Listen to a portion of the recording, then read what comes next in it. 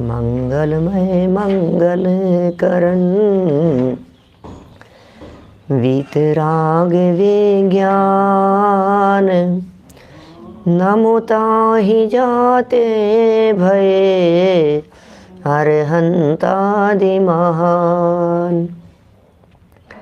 करि मंगल करि हो महा ग्रंथ करन के काज। जाते मिले समाज सब पावे निज पद राज। पावे निज पद राज।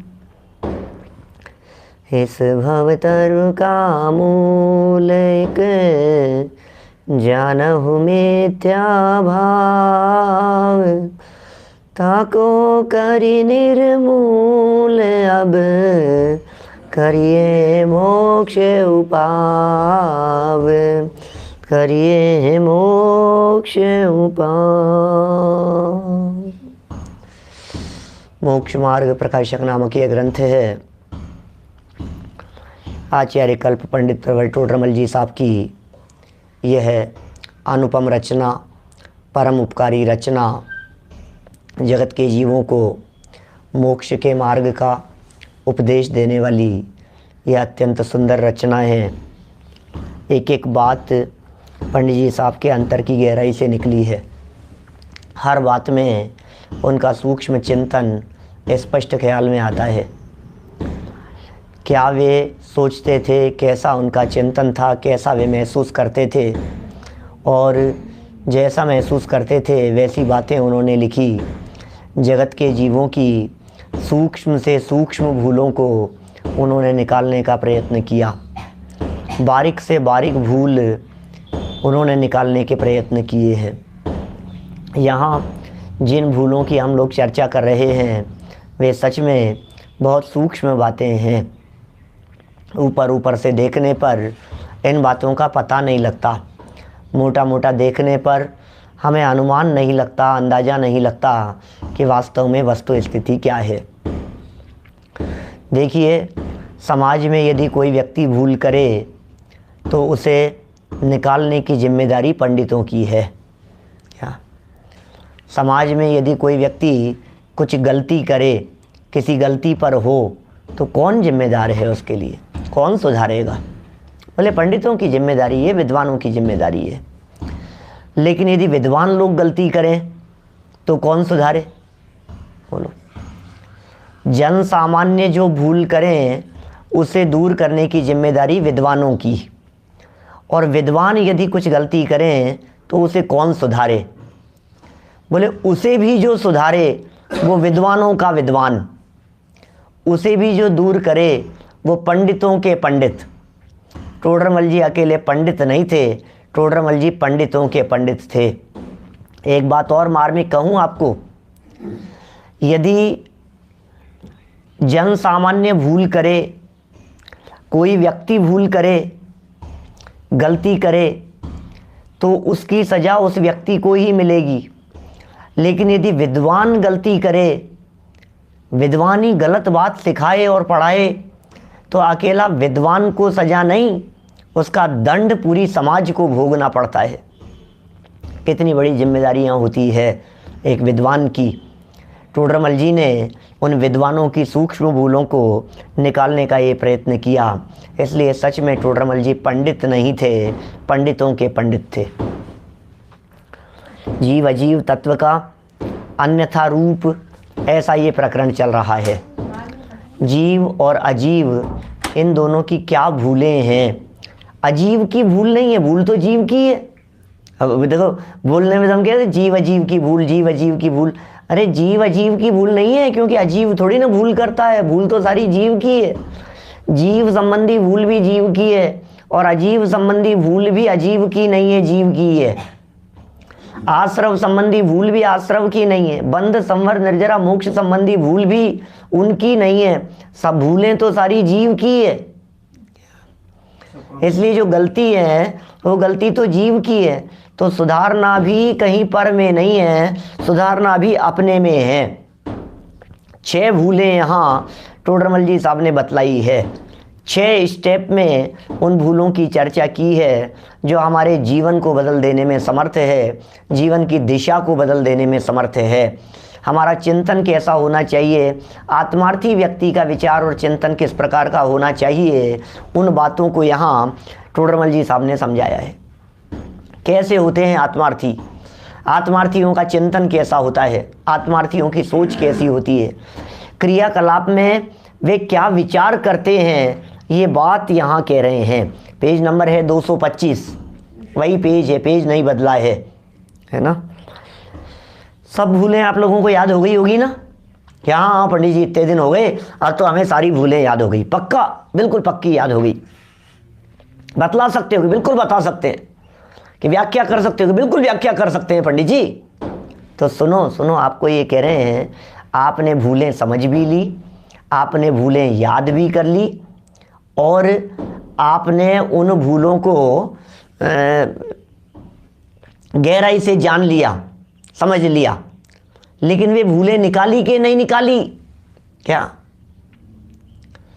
आपने नोट्स भी बना लिए, सारी बातें सुन सुन करके जान भी लिया। अच्छा इससे ऐसा होता है, अच्छा इससे ऐसा होता है, अच्छा इस चीज का सेवन करने से ये तकलीफ हो जाती है। पूरी बातें बिल्कुल ऐसे जैसे पैरट रट लेता है, उस तरह से हमने रट ली है पूरी की पूरी बातें। जैसे अच्छा ये दवाई खाने से ऐसा, अच्छा ये ज़्यादा घी तेल खाने से, ऐसा खाने से, ये ट्रांस फैट क्या कहते हैं जो भी, अब उससे क्या होता है, और वो कोलेस्ट्रॉल बढ़ जाता है। अच्छा इससे अटैक आ जाता है। अच्छा इन चीज़ों के सेवन से कैंसर हो जाता है। हो। और फिर क्या करता है पता है मेरे को, और फिर छोड़ दिया कि नहीं, कि छोड़ा तो नहीं, फिर क्या हुआ बतलाइए। आपने उन सारी बातों को जानकर क्या किया ये बतलाइए। जानने के बाद कुछ किया या नहीं? कि नहीं किया तो कुछ भी नहीं, जान लिया। लेकिन बोले ऐसे जानने से कुछ भी होने वाला नहीं है भाई, ऐसे जानने से कोई प्रयोजन की सिद्धि होने वाली नहीं है। ज्ञान का गेय बनने की योग्यता थी, सो ज्ञान का गेय बन गया। ज्ञान का गेय बनने से भला नहीं होता है। मूल काम इस मोक्ष मार्ग में श्रद्धा का होता है, विश्वास का होता है। टोडरमल जी ने जितनी यहाँ भूलें बतलाई है, पहली भूल में कह दिया भेद विज्ञान वीतराग दशा के कारणभूत बात को नहीं पहचानता है। बोलो, उसे नहीं पहचाना हमने। सबको तो जाना निज को न जाना, कैसा ज्ञान धारी तूने आपा न पहचाना। पहली भूल हो गई। वेद विज्ञान के कारणभूत वीतराग दशा, वीतराग को नहीं, वीतराग को तो पहचान रहा है भगवान को, वीतराग दशा के कारणभूत। क्या गजब चीज है भाई साहब। पहला पॉइंट क्या है पिताजी साहब? वीतराग दशा को नहीं, अरे वीतराग दशा को पहचानता है तो अनंत सिद्ध भगवान को देखता है, और वीतराग दशा के कारणभूत तत्व को पहचानता है तो इस देह देवल में विराजमान आत्मा को देखता है। यहाँ टोडरमल जी वीतराग दशा को पहचानने की चर्चा नहीं कर रहे। वीतराग दशा होने को कारणभूत जो है क्या, वो भगवान आत्मा, वो देह देवालय में विराजमान, वो कारण परमात्मा, उसका जैसा निरूपण किया है वैसा नहीं पहचानता, माने आत्मा को नहीं समझता है, आत्मा को नहीं जानता है। क्या प्रसंग वश जान लेवे तो?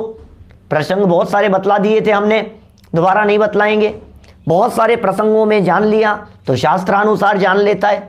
तो साहब क्या गलती कर दी? शास्त्रानुसार जान लिया तो शास्त्र के अनुसार नहीं जानूंगा क्या मैं? शास्त्र के अनुसार यदि मैंने जान लिया है तो क्या गलती कर दी है? कि सुनो, गलती शास्त्र में नहीं है, गलती शास्त्रानुसार जानने में भी नहीं है, लेकिन जानने के बाद जो स्टेप उठाया जाना चाहिए था वो नहीं उठाया। जानने के बाद भी वही काम करता रहा जो जानने के पहले करता था। जानने के बाद भी वही किया जो नहीं जानते हुए लोग करते हैं। अच्छा ये अग्नि है, इससे हाथ जल जाता है। अच्छा पता है आपको? क्या हाँ पता है हमारे को। एक व्यक्ति को पता नहीं था और उसने अग्नि में हाथ डाल दिया और हाथ जल गया। अब आपको पता है ना कि अग्नि में हाथ डालने से जल जाता है, फिर क्यों आपने अग्नि में हाथ डाला? क्यों डाल रहे हो? कि नहीं भरोसा नहीं है, ये कह रहे हैं यहाँ। अपना अंश पर में न मिलाना और पर का अंश अपने में न मिलाना, ऐसा सच्चा श्रद्धान नहीं है। इसलिए शास्त्रानुसार जान करके भी, शास्त्र के अनुसार जाना भैया परोन्मुखी ज्ञान है, परावलंबी ज्ञान है, अनुभव ज्ञान नहीं है। ये दूसरा बिंदु था। शास्त्रानुसार जान लिया ना, अंदर में उस चीज को फील करके अपने को नहीं जाना, उसने निर्धार नहीं किया। तीसरा पॉइंट है निर्धार नहीं करता। तीसरे नंबर के पॉइंट पर आ गए, बातें बनाता है। अब ये बातें बनाता है तो हमने कितनी बातें कह दी थी आपको बातें बनाने के संदर्भ में, आप उन्हीं बातों के अंदर और जोड़ लीजिए। शरीर और आत्मा भिन्न भिन्न है, बोले बातें बना रहे। विषयों में सुख नहीं है, वैसा विषयों में सुख नहीं है। अच्छा, सच में नहीं है? पैसे में सुख नहीं है पंडित जी, पैसे में सुख नहीं है बिल्कुल भी, बिल्कुल हम तो पक्का भरोसा है हमारे को पैसे में सुख नहीं है। तो क्यों दौड़ता है, क्यों संभालता है, क्यों इकट्ठा करता है, क्यों जोड़ने के प्रयासों में लगा हुआ है? इसका मतलब बातें बनाता है, बोलता कुछ है और मानता कुछ है, कहता कुछ है और विचार कुछ और करता है। ये कह रहे हैं बातें बनाता है। तीसरा पॉइंट है ये, परंतु अंतरंग में निर्धार नहीं करता। बोलो, माता को माता भी कहे तो उसे सयाना नहीं कहते, क्योंकि वो मत वाला है, क्योंकि शराबी है।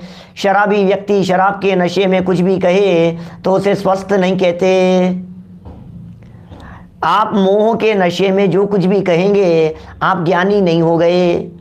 मोह का नशा जब तक नहीं उतरेगा, माने सम्यक दृष्टि जब तक नहीं होगा, तब तक जो कुछ भी कहा जा रहा है सब झूठ है, इसे सम्यक्त्व नहीं कहते। 3 पॉइंट हो गए। चौथे पॉइंट में कह दिया औरों की बातें कर रहा है। वाह, औरों की बातें करने का मतलब समझ रहे हैं? औरों की बातें करने का मतलब होता है अनुभव नहीं हो रहा। औरों की बातें करने का मतलब होता है फील नहीं हो रहा है। औरों की बातें करने का मतलब होता है हमें ये लग नहीं रहा है कि ये मैं हूं, हमें ये लग नहीं रहा है कि इससे मेरा कुछ भला होगा। शास्त्र सुनने से हाँ टाइम निकल जाता है भैया। अरे ये तो लॉकडाउन का समय तो बहुत अच्छा निकला हमारा। क्यों? क्योंकि दिन में 3-3 4-4 समय तो पंडित जी प्रवचन सुनने के अंदर टाइम निकल जाता था। हमें तो बिल्कुल बोरियत नहीं हुई, आराम से टाइम पास हो गया। तो तुमने टाइम पास करने के लिए जिनवाणी सुनी। जिनवाणी क्यों सुनी? टाइम पास करने के लिए, समय निकालने के लिए। समय नहीं बीतता था और वो अच्छे से बीतने लगा। अरे हमें अच्छा सा सहारा मिल गया, क्या आपके प्रवचन का सहारा मिल गया, उनके प्रवचन का सहारा मिल गया, तो बस अपन तो लगे रहे। तो टोडरमल जी कह रहे हैं भैया ये आत्मा की बातें हैं, ये तेरी बातें चल रही है। किसी बच्चे को जब ये कहा जाता है कि ये तुम्हारी बात है, तुम्हें पता है तुम बचपन में क्या करते थे, उत्साह आता है। तुम्हें पता है बचपन में तुम्हारे साथ में क्या हुआ था? हम आपको कथा सुनाते हैं, हम कथा सुनाते हैं आपको, लेकिन आपको आपकी कथा सुनाते हैं, आपको आपकी कहानी सुनाते हैं। अरे अपनी बात सुनते ही तो कान खड़े हो जाते हैं। यहाँ उत्साह क्यों नहीं दिखाई दे रहा है? दीवार के पीछे से भी यदि कोई व्यक्ति ये कहता है संजीव जी ऐसा, तो वो खुद जो बात कर रहे हैं 4 लोग मिलकर के और नाम ले रहे हैं इस देह का, ऐसा असमान जाति द्रव्य पर्याय का, कान खड़े हो जाते हैं। काम करता करता रुक जाता है, किचन में काम करता करता काम बंद कर देता है। यदि वहां मिक्सी चल रही थी, आवाज हो रही थी, शोर हो रहा था तो उसे बंद कर देता है। बात क्या चल रही थी, मेरे बारे में क्या बात चल रही थी, इतने कान खड़े हो जाते हैं। और आत्मा की चर्चा चलती है तो कितना उत्साह दिखाई देता है, बतलाइए। ऐसे नहीं लगता है जैसे किसी और की बात कर रहा हो? बोलो, ऐसा फील नहीं करता है? उनके अटैक आ गया, किसके? किसी मिनिस्टर के आ गया हो, किसी व्यक्ति के आ गया हो, जन सामान्य के आ गया हो, तो जिस तरह से बातें करते हैं ना, चर्चा का विषय बन जाता है। क्या आत्मा ऐसा ही चर्चा का विषय बन गया है? क्या मात्र चर्चा का विषय है? क्या मात्र सुनने सुनाने की विषय वस्तु है? या अंदर में आप रूप अनुभव करने की बात है? ये कह रहे हैं आत्मा का कथन वैसे करता है जैसे किसी और की बातें कर। भूल नंबर 4 है ये। क्या? इसलिए कि अब ये भूल निकले कैसे साहब? भूलें तो बता रहे हैं टोडरमल जी, ये भूल निकले कैसे वो तो नहीं बताया। कि साथ साथ में कह रहे हैं ना, यह आत्मा मैं हूं ऐसा भाव भाषित नहीं होता। मैं कौन हूं? बोलो, ये भाव भाषित होना चाहिए। किसी और की बातें करने में जो आपका अनुत्साह जैसा होता है, ऐसा आत्मा की बातें करने में भी आपका अनुत्साह दिखाई देता है। अरे ये तो मेरी बात चल रही है, नहीं मैं हूं ये तो। ओहो, तीर्थंकर परमात्मा समूह शरण में बैठ करके मेरे गीत गा रहे हैं। अरे आचार्यों ने मेरे ऊपर कथा लिखी है। देखो कैसे कभी कभी ऐसा लगता है ऐसे रामचंद्र जी का जिस तरह से पुराण लिख दिया गया, भरत जी का जैसे भरतेश वैभव लिख दिया गया, अरे यार अपना भी लिखा जाएगा क्या कभी? है क्या हम भी प्रथमानु योग के पुरुष होंगे क्या महापुरुष?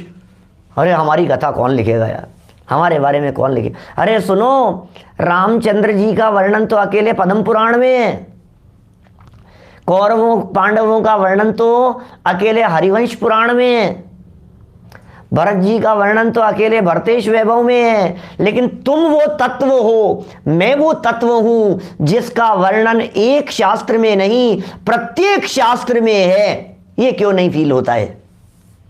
मैं वो हूं ना। रामचंद्र जी का वर्णन तो पद्म पुराण में मिलेगा आपको, लेकिन भगवान आत्मा का वर्णन, मैं तो वो आत्म तत्व हूं ना, मेरा वर्णन कहां मिलेगा? बतलाइए, बोलो बोलो क्या कहें? मेरा वर्णन तो समय सार में किसके गीत गाए? मेरे गीत गाए हैं, आत्मा के नहीं। नियम सार में किसके गीत गाए? मेरे गीत गाए हैं। योग सार में किसके गीत गाए हैं? प्रवचन सार में किसकी चर्चा है? द्रव्य संग्रह में किसकी चर्चा है? अरे और तो और प्रथमानुयोग, चरणानुयोग, कर्णानुयोग के शास्त्रों में भी जितनी भी चर्चाएं हैं वो सब मेरी चर्चाएं हैं, मेरी बातें हैं। ये टोडरमल जी कह रहे हैं आपको वो मेरी नहीं लगती है, आप ऐसा महसूस करते हो जैसे किसी और की बातें कर रहे हो, तो सारी कहानी खत्म हो जाती है। बोलो क्या कहें? आगे बढ़ करके देखिए क्या कह रहे हैं। क्या जैसे किसी और को और से भिन्न बतलाता हो। लो भेद विज्ञान, ऊपर कहा था ना भेद विज्ञान के कारणभूत, फर्स्ट पैराग्राफ में चर्चा थी। भेद विज्ञान के कारणभूत जैसा निरूपण किया है उसे नहीं पहचानता, तो ये कह रहे हैं भेद विज्ञान भी करता है, इसको इससे भिन्न बतलाता है, एक को दूसरे से न्यारा बतलाता है। परंतु क्या प्रॉब्लम हो गई कि मैं शरीर से भिन्न हूं, शरीर और आत्मा को भी न्यारा न्यारा बतलाता है, लेकिन मैं शरीर से भिन्न हूं ऐसा भाव भाषित नहीं होता। देखो लास्ट पॉइंट के संदर्भ में चर्चा करनी है, छठे पॉइंट के संदर्भ में। क्रिया किसकी है? निमित्त कौन है? एक कार्य होने में अनेक कारण होते हैं। जब भी कोई कार्य संपन्न होता है तो पांचों समवायों से संपन्न होता है। जब भी कोई कार्य संपन्न होता है तो एक का योगदान नहीं होता, उसमें उपादान कारण भी होता है, उसमें निमित्त कारण भी होता है। उपादान कारण जिसकी क्रिया है, निमित्त कारण जो परद्रव्य है, जो पृथक द्रव्य है। बोलो, उपादान कारण जिसकी क्रिया है वो उपादान कारण है। निमित्त कौन? पर है, ये निमित्त कारण है। अब क्रिया किसकी चल रही है और उसमें निमित्त कौन है, इन बातों को बहुत बारीकी से पहचानना चाहिए, विचार और निर्णय करके। मैं पंक्तियां पढ़ता हूं, कल पढ़ चुका था, कल सिर्फ अंत में पढ़ी थी अपन ने, आज थोड़ी सी चर्चा अपन करेंगे इन पंक्तियों के बारे में। तथा पर्याय में जीव पुद्गल के परस्पर निमित्त से अनेक क्रियाएं होती हैं। क्या बात कर रहे हो आप? परस्पर निमित्त से मतलब, सुनो, परस्पर निमित्त से का मतलब दोनों निमित्त तो ऐसा नहीं है। कोई काम हुआ तो उस काम के होने में जीव और पुद्गल दोनों परस्पर निमित्त तो ऐसा नहीं कहना चाह रहे हैं। ये कहना चाह रहे हैं कभी तो ऐसा होता है कि काम जीव का होता है और पुद्गल उसका निमित्त बनता है, कभी ऐसा होता है कि काम पुद्गल में होता है और निमित्त उसका जीव होता है, और लगता ऐसा है कि दोनों ने मिलजुल करके काम किया, ऐसा होता है। तो ये कह रहे हैं उन्हें दोनों द्रव्यों के मिलाप से उत्पन्न हुई जानता है। तो गलती क्या हो गई? गलती क्या हुई इसमें? जीव और पुद्गल दोनों को निमित्त जान लिया, ये गलती है। जीव और पुद्गल दोनों की क्रिया जान लिया, ये गलती है। दोनों ने मिलकर के काम कर दिया, ये जान लिया, ये गलती है। यह जीव की क्रियाएं, उसका पुद्गल निमित्त है। यह पुद्गल की क्रियाएं, उसका जीव निमित्त है। अब लगाओ इन सब बातों को, जीव की क्रिया और पुद्गल निमित्त, पुद्गल की क्रिया और जीव निमित्त, एक एक क्रिया पर लगाओ तो सही, तो पता लगेगा आपको। निमित्त नैमित्तिक संबंध क्या होते हैं, निमित्त उपादान क्या होते हैं, उपादान कारण क्या होता है और निमित्त कारण क्या होता है। एक बार प्रैक्टिकल इन बातों को लगा करके देखिए। बातें थोड़ी सी सूक्ष्म है, मोटा मोटा देखने से समझ में नहीं आएगी। चलता हूं, मैं चलता हूं ना। अरे यार आप इतनी दूर चल करके आए यार पंडित जी, यार बहुत दूर है यार। कौन चलता है, मैं चलता हूं कि शरीर चलता है? कौन चल रहा है बोलो, करो इसका निर्णय करना है हमारे को। चलता कौन है, मैं चलता हूं कि शरीर चलता है? बोलो। लेकिन साहब शरीर चलता है, मैं नहीं चलता। फिर गलती पर आ गए आप। दोनों चल रहे हैं क्या? दोनों चल रहे हैं। शरीर अपनी क्रियावर्ती शक्ति से चल रहा है, आत्मा भी चल रहा है, वो अपनी क्रियावर्ती शक्ति से चल रहा है। मुझे मालूम था ऐसे आप लोग क्या कहेंगे, आप शरीर चलता है कि आत्मा चलता है। इसमें आपका जवाब शायद यही होगा कि शरीर चलता है।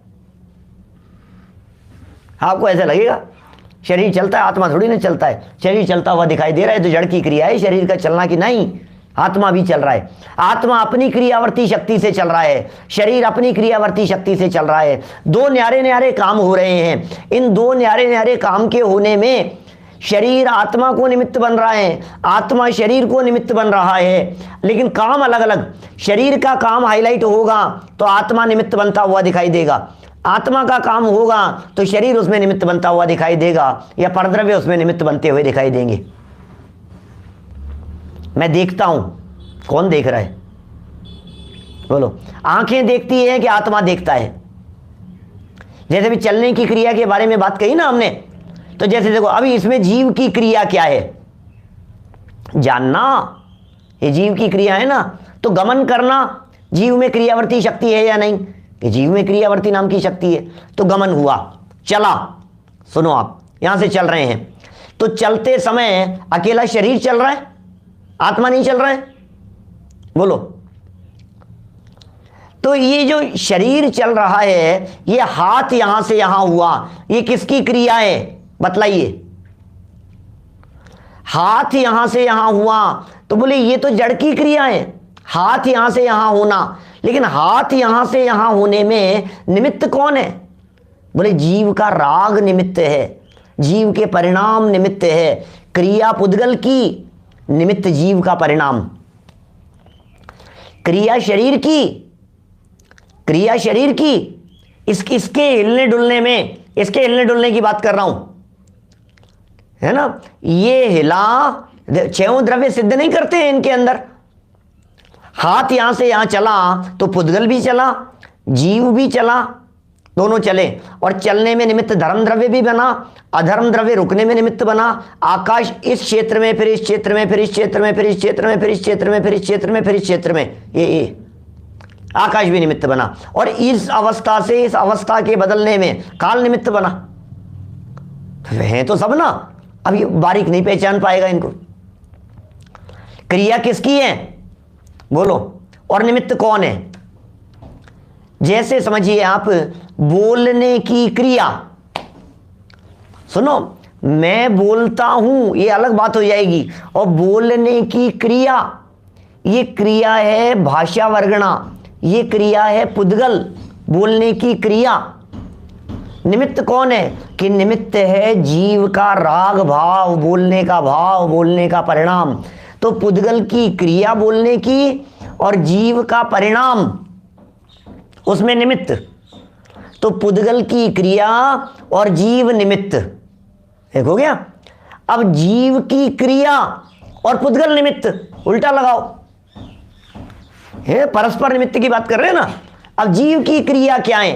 बोले जीव की क्रिया है जानना, और निमित्त कौन बन रहा है? कि शास्त्र निमित्त बन गए। जीव की क्रिया है जानना, कि जानने में निमित्त कौन बना? कि ये जो जिन वचन हमने कर्णेंद्रिय के माध्यम से सुने, बोले वो था पुद्गल। जिनवाणी के वचन कर्णेंद्रिय का जो विषय बने हैं, ये कर्ण इंद्रिय भी पुद्गल है। जो शब्द आए हैं वे भाषा वर्गणा पुद्गल है, और ये जो भाषा वर्गणा पुद्गल है, ये पुद्गल के परमाणु कर्णेंद्रिय से आकर के टच हो रहे हैं, ये भी सब पुद्गल हैं। लेकिन मैंने जाना मैंने समझा, मुझे विषय समझ में आ गया, ये काम हुआ जीव में और निमित्त बना ये सब पुद्गल। क्या जीव के ज्ञान में निमित्त कौन बना? चक्षु इंद्रियां निमित्त बन गई। जीव के ज्ञान में निमित्त कौन बन गया? ये शास्त्र निमित्त बन गए, ये उपदेशदाता निमित्त बन गए, ये वचन निमित्त बन गए। अरे मुनिराज के वचन इस जीव के सम्यक दर्शन में निमित्त बन गए। 2 चारण रिद्धिधारी मुनिराजों ने उपदेश दिया और ये जो शेर की पर्याय में बैठा हुआ था उसे सम्यक दर्शन की प्राप्ति हो गई। तो क्रिया कहां हुई? सम्यक दर्शन की। क्या सम्यक दर्शन की क्रिया, और निमित्त कौन? पुद्गल। क्या क्रिया पुद्गल की हो रही है, जीव ने जाना, ये अलग मैटर है।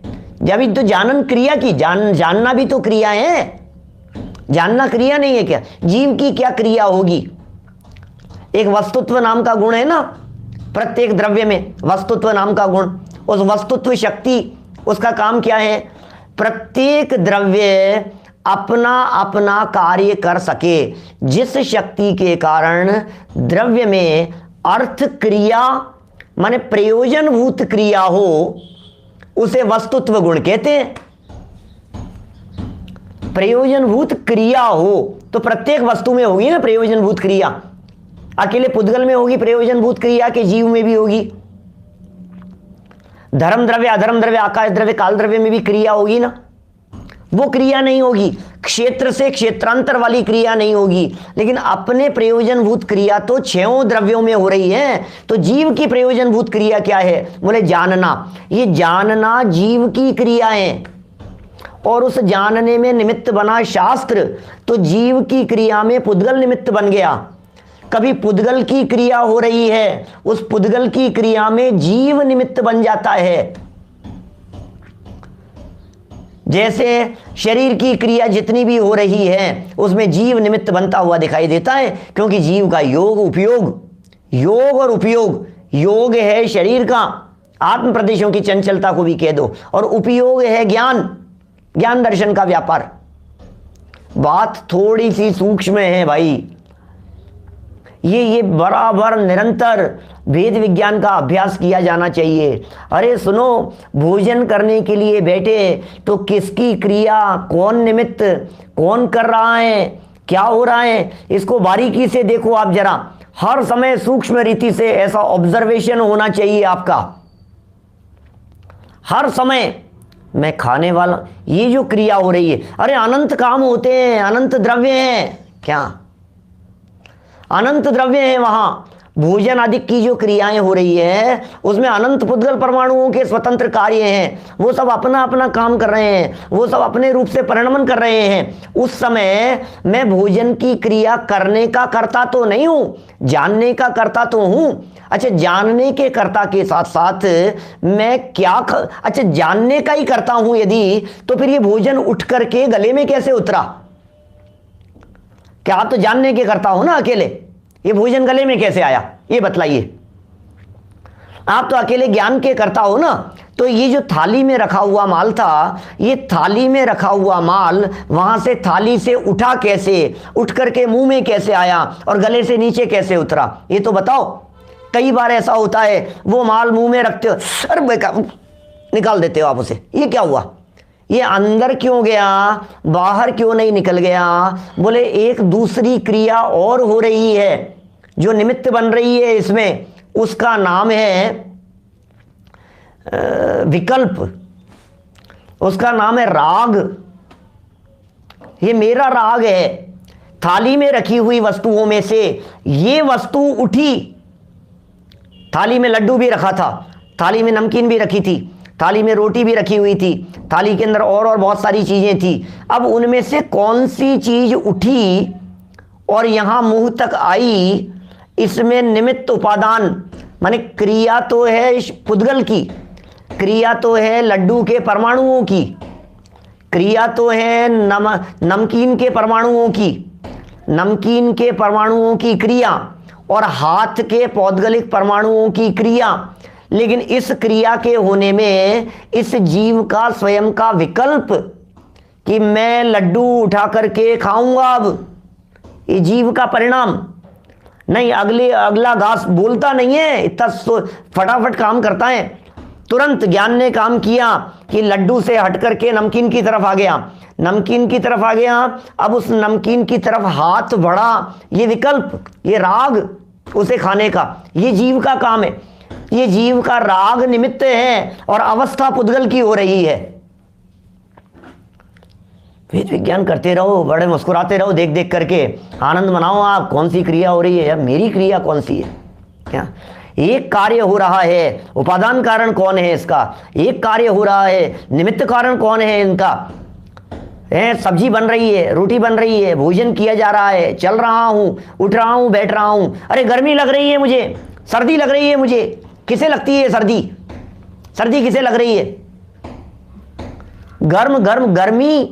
गर्मी क्या चीज है? देखो दो चीजें समझना यहां। गर्मी क्या चीज है? तो हम कहेंगे गर्मी पुद्गल के स्पर्श गुण की पर्याय है। गर्मी क्या चीज है? गर्मी, गरम पना कैसे होता है ये बतलाइए। आंखों से देख करके गरम का पता लगता है, कान से सुन करके गरम का पता लगता है। गर्म कैसे पहचाना आपने? तो बोले स्पर्श से पता लगा। गर्मी का पता कैसे लगा? स्पर्श से, टच होने पर पता लगा कि ये गर्म है। तो स्पर्श नाम का जो गुण है, वो स्पर्श नाम का गुण किसके होगा? स्पर्श नाम का गुण तो पुद्गल के ना स्पर्श नाम का गुण। और स्पर्श गुण की पर्याय है हल्का, भारी, रूखा, चिकना, कड़ा और नरम, और ठंडा और गर्म। तो गर्म पना पुद्गल द्रव्य के स्पर्श गुण की उष्ण नामक पर्याय है, बराबर। अब इसमें निमित्त कौन? निमित्त क्या? स्वभाव है। स्वभाव में निमित्त नहीं होता। ये गर्म पने रूप परिणमन करने में वो जो गर्म अग्नि है, वो अग्नि गर्म रूप परिणमन कर रही है, उसका स्वभाव है। स्वभाव में निमित्त नहीं होता। अब उल्टा लगाओ, अब इसको ऐसे लगाओ, गर्म और गर्मी लगी, तो लगी किसे? अब लगना जो है ना, ये लगना है ज्ञान की पर्याय। मुझे ऐसा लगा, ये जो लग रहा है ये चेतन की पर्याय है। ये लगा मुझे गर्मी लग रही है, क्या? तो गर्मी लग रही है, ये ज्ञान करने वाला तो जीव है, फीलिंग करने वाला तो जीव है। गर्मी लग रही है, ये फील कर, जो महसूस कर रहा है वो तो जीव है। लेकिन गर्मी जो है, ये गर्मी पुद्गल की पर्याय है, पुद्गल के स्पर्श गुण की पर्याय है। क्या? जो भी महसूस करने में आया, जैसे देखो मैंने आंख से देखा, क्या? तो देखा, दिखा, तो देखा और दिखा, ये जीव का ज्ञान का काम है। ये ज्ञान से देखता है व्यक्ति। और जो भी अवस्था दिखाई दे रही है, ये दिखाई जो दे रही है, ये है पुद्गल। अब करना क्या है? देखने वाला और दिखने वाला, ये दो न्यारे न्यारे तत्व थे। देखने वाला तत्व में मैं शामिल हूं और दिखने वाले तत्व में अभी परद्रव्य शामिल है। मैं लौकिक देखने की बात कर रहा हूं, मैं इंद्रियजन्य ज्ञान की बात कर रहा हूं, वो परद्रव्य था। अभी इन दोनों को मिलाकर के एक समझ लिया। गर्मी ये ज्ञेय थी, गर्मी ये ज्ञेय है, और गर्मी की फीलिंग ये ज्ञान है। गर्मी ज्ञेय है, किसका ज्ञेय है? ज्ञान का। ज्ञान न्यारा है, ज्ञान अपने अंतर में है। जो ज्ञान उत्पन्न हुआ, उस ज्ञान ने गर्मी को जाना। अब ज्ञान ने गर्मी को जाना, तो जानने वाला ज्ञान तो न्यारा था, और जो गर्मी को जाना गया है वो न्यारी थी। लेकिन इन दोनों को मिलाकर के ये जो महसूस किया गया कि मुझे गर्मी लगी, तो मुझे और गर्मी ये मिला दिया इसने, ये तकलीफ का कारण बन गया। अब भेद विज्ञान कहां करना था कि मैं जानने वाला हूं, गर्मी ज्ञान का विषय बन रही है, ओके, बात खत्म। लेकिन मुझे लगी तो पीड़ा हो गई। मुनिराज को ज्ञान का विषय बनती होगी कि नहीं? गर्मी बनती है, पुद्गल ज्ञान का विषय बन रहा है, ज्ञान जानने का काम कर रहा है, पुद्गल जानने में आने का काम कर रहा है। सर्दी सब चीजों पर लगा लीजिए, इसी तरह से भूख प्यास मीठा हर चीज के ऊपर इनको लगा करके देखिए, क्रिया किसकी है, निमित्त कौन है। और इन दोनों के अंदर यदि मिलावट कर दी, दोनों की मिली जुली यदि आपने बात मान ली, तो बोले मिथ्या दृष्टि है। भाई साहब, ये जो मिथ्यात्व की चर्चाएं चल रही है, इनमें कई चीजें ऐसी बात प्रतिपादन में हो सकती हैं जो अनादिकालीन भूल हो। क्या अनादिकालीन भूल हो सकती है? बहुत सारी। लेकिन यहां जो मूल चर्चा चल रही है, जो प्रसंग है, यह अनादिकालीन भूलों का प्रकरण नहीं है, यह अनादि मिथ्या दृष्टि जीव की बात नहीं है। यहां ये जो प्रकरण चल रहा है, न तो अनादिकालीन भूलों की चर्चा है, एक बात खत्म हो गई, और न ही अन्य मत के शास्त्रों को पढ़ करके ये अपनाया है ये मिथ्यात्व। ये तो जैन शास्त्रों को पढ़ने वाले के मिथ्यात्व की चर्चा चल रही है। ये भेद होने पर भी ज्ञान जानने का काम करने वाले को ज्ञान कहते हैं और जानने में आने वाले को ज्ञेय कहते हैं। चक्रेश जी, जानने में जो आता है वो है ज्ञेय, और जिसने जाना है वो है ज्ञान। ज्ञान जानने वाला, ज्ञेय जानने में आने वाला, दो चीजें थी, और दोनों चीजों में पंडित जी साहब ने लिखा था, पीछे एक वाक्य आया था, ज्ञेय मिश्रित ज्ञान का अनुभव करता है। ये भूल है इसकी, ज्ञेय मिश्रित ज्ञान का अनुभव। थोड़ा सा सूक्ष्म हो गया होगा मुझे, मैं समझ सकता हूं, बहुत सारे नए लोग होंगे हमारे साधर्मी लोग, वो कितना क्या पकड़ पा रहे होंगे पता नहीं, लेकिन भूलें ही सूक्ष्म है ना। क्या पंडित जी के जो वाक्य हैं, जीव पुद्गल के परस्पर निमित्त से अनेक क्रियाएं होती है, अनेक क्रियाएं होती है परस्पर निमित्त से। परस्पर निमित्त माने कभी जीव निमित्त बन जाता है, परस्पर निमित्त माने कभी पुद्गल निमित्त बन जाता है। दोनों एक साथ निमित्त बन जावे ऐसा नहीं होता है। एक कार्य में जीव भी निमित्त बने और पुद्गल भी निमित्त बने ऐसा नहीं होगा। यहां तो शरीर आत्मा संबंधी मुख्य चर्चा कर रहे हैं अपन, है ना। कभी पौद्गलिक कार्य इस तरह के भी हो सकते हैं कुछ भिन्न, उससे ऐतराज नहीं है। देखो, जीव पुद्गल के परस्पर निमित्त से अनेक क्रियाएं होती हैं। उन्हें दोनों द्रव्यों के, दो द्रव्य थे और दोनों ही द्रव्यों के मिलाप से उत्पन्न हुई जानता है। खाना कैसे बन गया? नहीं, अरे रोटी बनने के अंदर गैस भी है और उसके अंदर चकला भी है, तवा भी है और सब चीजें हैं भाई साहब, और बनाने वाली बाई भी है, सबके निमित्त से मिलजुल करके रोटी बनती है। नहीं भाई, आप ये जो सबके मिलजुल करके निमित्त से जो रोटी बनी है ऐसा नहीं है, सबने मिलजुल करके काम किया है ऐसा नहीं है। आप उसमें ये नक्की कीजिए काम किसमें संपन्न हुआ है, उसका असली कर्ता कौन है, उस क्रिया का कर्ता कौन है, और बाकी सब निमित्त बहुत सारे हो सकते हैं, कर्ता एक होगा। क्या समझ में आ रही है बात? निमित्त बहुत सारे हो सकते हैं, कर्ता तो एक होगा, क्रिया तो किसी एक की होगी। रोटी, पर्टिकुलर रोटी की यदि बात करो तो वो रोटी जो क्रिया है वो आटे की क्रिया है, वो पुद्गल की क्रिया है। अब निमित्त कौन कौन है? बोले निमित्त तो 50 लोगों को कह दो आप, बेलने वाले को अलग कह दो, बनाने वाले को अलग कह दो, सेकने वाले को अलग कह दो, अग्नि को अलग कह दो, जीव के परिणाम निमित्त जो बने हैं उसको अलग कह दो, ये सब अलग अलग कहा जा सकता है। ये दोनों द्रव्यों के मिलाप से उत्पन्न हुई जानता है, यह जीव की क्रिया है। ये क्रिया तो जीव की है। ये बारीक बात, ये वाक्य बहुत जबरदस्त है। इस वाक्य में कितना चिंतन करने की जरूरत है ये सोचना पड़ेगा। यह जीव की क्रिया है। अब टोडरमल जी ने लिखा तो कुछ नहीं है, अब लगाओ ये जीव की क्रिया है। तो जीव की क्रियाएं क्या क्या हो सकती है? राग की क्रिया जीव की हो सकती है, विकार की क्रिया जीव की हो सकती है, विकल्प की क्रिया जीव की हो सकती है, जानन क्रिया जीव की हो सकती है, श्रद्धा जीव की क्रिया है, चारित्र जीव की क्रिया है, क्रोधादिक जीव की क्रियाएं हैं। ये सब जीव की क्रियाएं बतला दी हमने आपको। और उसका पुद्गल निमित्त है, गुस्सा आया, क्रोध आया, तो क्रोध जीव की क्रिया है। निमित्त कौन बना कि हमने देखा गिलास टूट गया, तो गिलास टूटना वो निमित्त बन गया। क्या किसमें? इस जीव के क्रोध में। क्रोध की क्रिया और गिलास का टूटना वो निमित्त। क्या गिलास का टूटना वो पुद्गल की क्रिया। अब उल्टा लगा रहा हूं, ध्यान देना इसी बात में। गिलास का टूटना वो पुद्गल की क्रिया और किसी के पैर से ठोकर लगना ये बन गया निमित्त। सुनो, स्टेप बाय स्टेप बढ़ इधर उधर चले, मतलब बात वाक्य बदलते ही उपादान और निमित्त बदल जाते हैं।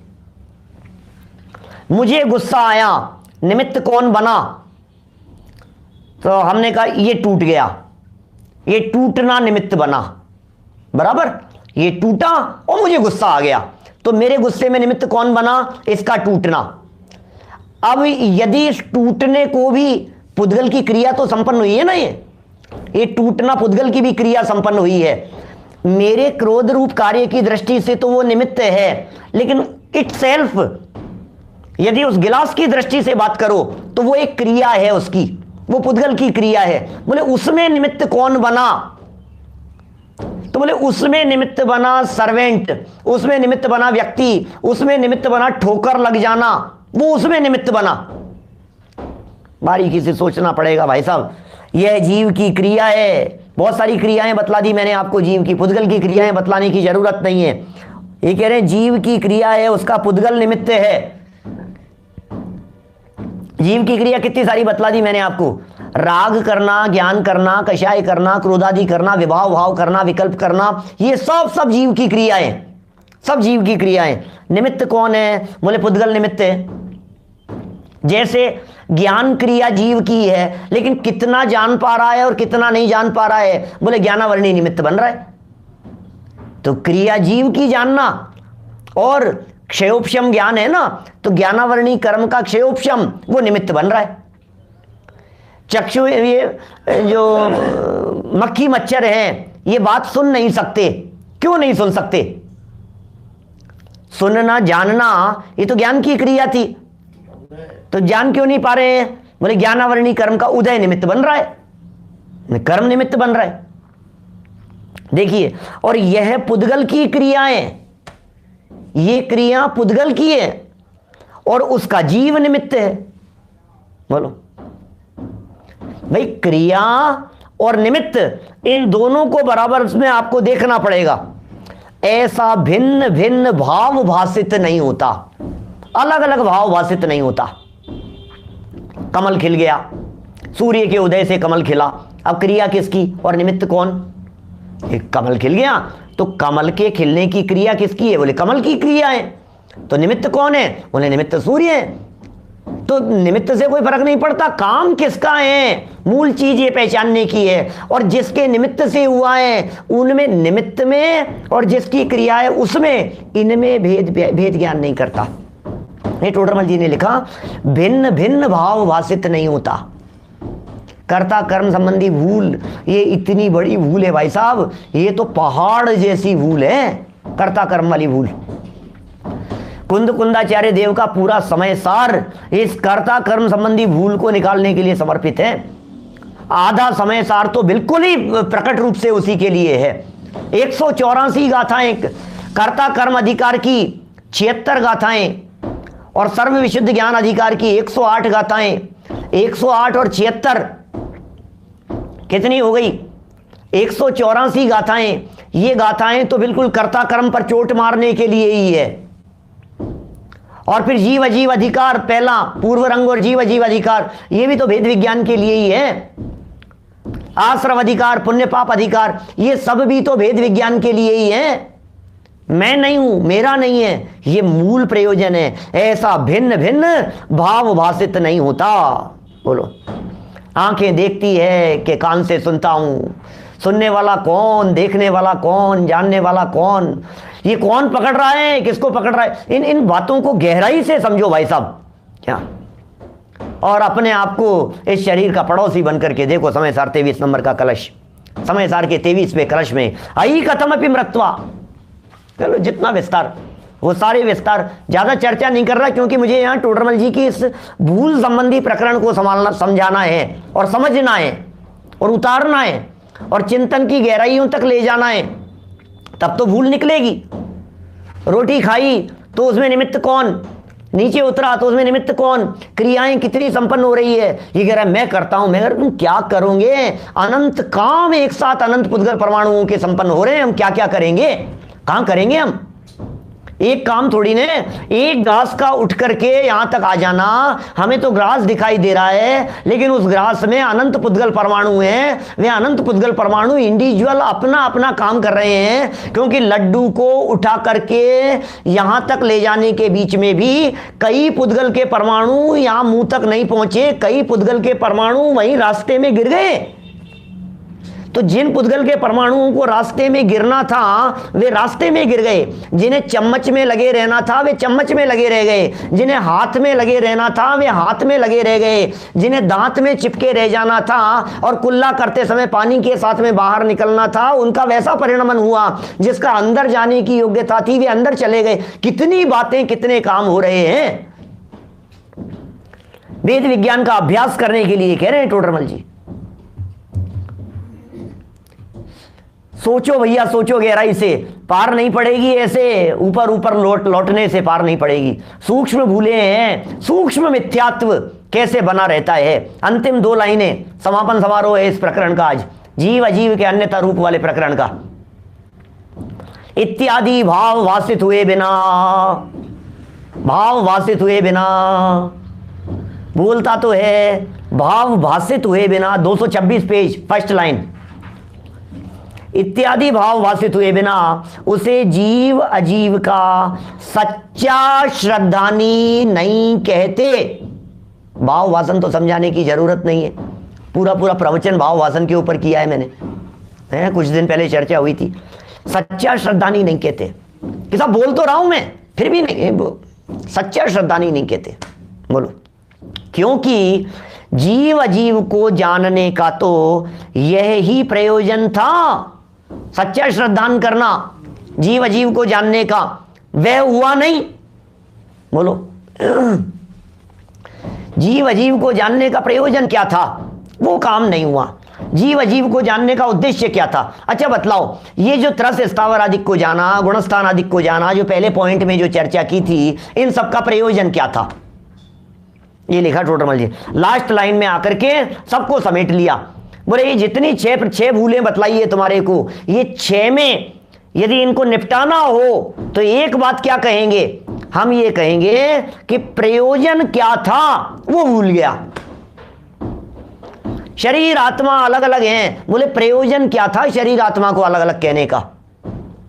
शास्त्रानुसार बातें कही तो शास्त्रानुसार बातें कह करके उसका प्रयोजन क्या था ये बताओ। ये टोडरमल जी कह रहे हैं वो तो हुआ नहीं, सच्चा श्रद्धान तो हुआ नहीं, वेद विज्ञान तो हुआ नहीं, तो फिर क्या होगा। जीव अजीव को जानने का असली प्रयोजन तो ये था, ये काम नहीं हुआ तो फिर जीरो है, फिर कोई मतलब नहीं है, फिर करते रहो कुछ भी। इस तरह से ये जीव अजीव तत्व के अन्यथा रूप वाला प्रकरण आज हमने मोटे मोटे तौर पर संपन्न कर दिया है। बातें बहुत गहरी है, मेरे कहने से पार नहीं पड़ेगी आपको स्वयं, क्योंकि अपना लोटा खुद को ही छानना पड़ेगा। क्या आपको जो बात कही गई है, जो बात जबान से निकली है, भाषा वर्गणा के योग से निकली है, उन बातों को स्वयं समझें, विचार चिंतन की गहराइयों में ले जाएं और हम सभी आत्मकल्याण करें। इसी भावना से बात को यहीं विराम देता हूं। कल से विशेष समय परिवर्तित, सुबह 8:15 बजे का समय है। औरों को भी सूचित कर सकते हैं, ऐसे लोगों को सूचित कर सकते हैं जो लोग देरी से समय होने की वजह से लाभ नहीं ले पाते थे, ऑफिस रहता था, काम रहता था, जॉब रहता था, उन्हें आप जरूर बतला सकते हैं। सुबह 8:15 बजे चर्चा करेंगे कल आश्रम तत्व के अन्यथा रूप के संदर्भ में। सूक्ष्म चर्चाएं हैं, मार्मिक चर्चाएं हैं, अवश्य औरों को आप बतलाएं। दोपहर का समय भी कल से परिवर्तित हो रहा है।